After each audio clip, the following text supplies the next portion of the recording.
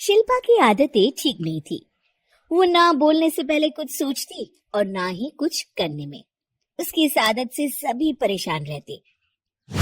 बहन, घर पर मेहमान आए हैं और शक्कर खत्म है, थोड़ी शक्कर दे दो, मैं बाजार जाऊंगी तो ले आऊंगी।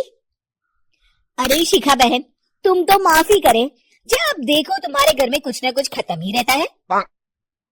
अरे शिल्पा, चिल्ला क्यों रही हो?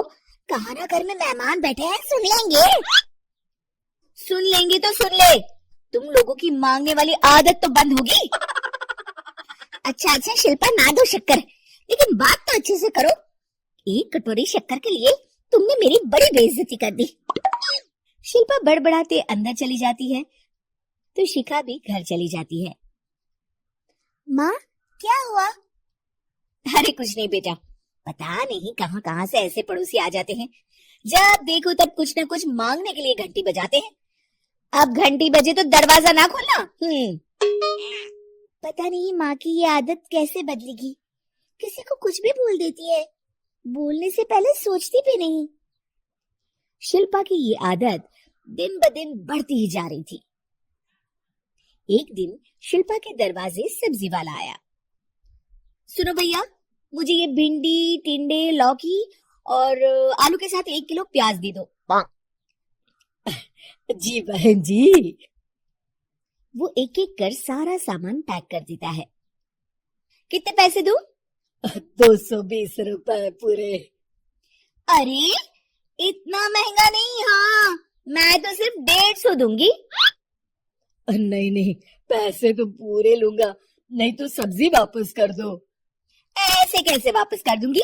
मैं तो एक भी सब्जी वापस नहीं करूंगी।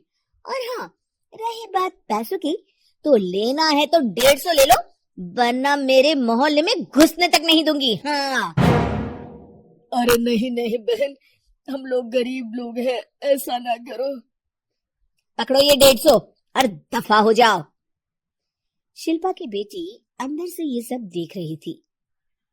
शिल्पा, तूने तो हद कर दी, बेचारा गरीब आदमी, उसका तो गुजारा ही इसी से होता है, बोलने से पहले सोचा कर बेटा। माँ आप चुप रहो, घर चलाना बच्चों का खेल नहीं, और वैसे भी इतनी महंगी सब्जी थोड़ी ना होती है। आपको तो सिर्फ खाने से मतलब है, लेकिन मुझे तो सब सोचना पड़ता है ना। शिल्पा की सास ये बात सुनकर दुखी हो जाती है। शिल्पा की बेटी शिल्पा की ये सारी बातें सुन रही होती है। शिल्पा की बेटी एक दिन माँ से कहती है, माँ, ओ माँ, जरा यहाँ तो आना। ओहो, क्या हुआ? क्यों चिल्ला रही हो ऐसे बेटा?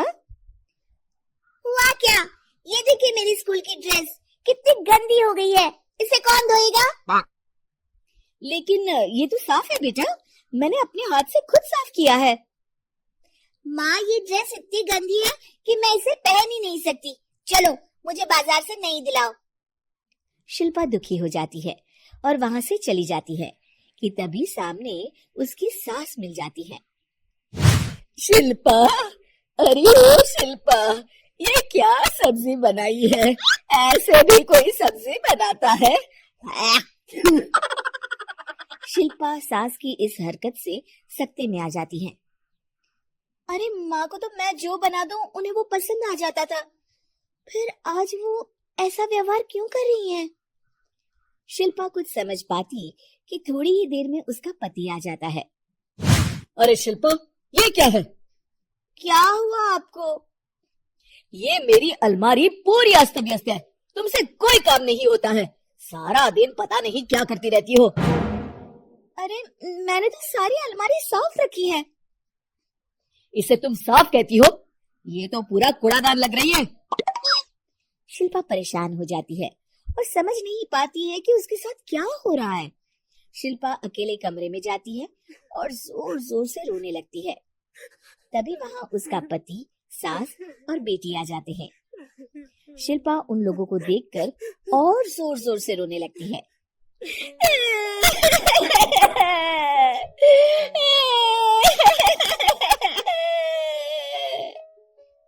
कि तभी उसकी सास उससे कहती है, क्या हुआ? यहाँ बैठकर रोती रहोगी या फिर खाने को भी कुछ बनाओगी? माँ, पहले आप बताएं, आप लोगों को क्या हुआ है जो मुझसे ऐसा व्यवहार कर रहे हैं? वही हुआ है जो तुम्हें रोज होता है। मैं समझी नहीं। माँ, आज घर वालों ने आपसे बुरा व्यवहार किया तो आपको कितना बुरा लगा ना? हाँ, मुझे बहुत बुरा लगा। मुझे अच्छा नहीं लगता कोई मुझसे इस तरह से बात करे। सही कहा शिल्पा, जो चीज तुम्हें खुद के लिए अच्छी नहीं लगती वो तुम्हें दूसरों के साथ भी तो नहीं करनी चाहिए।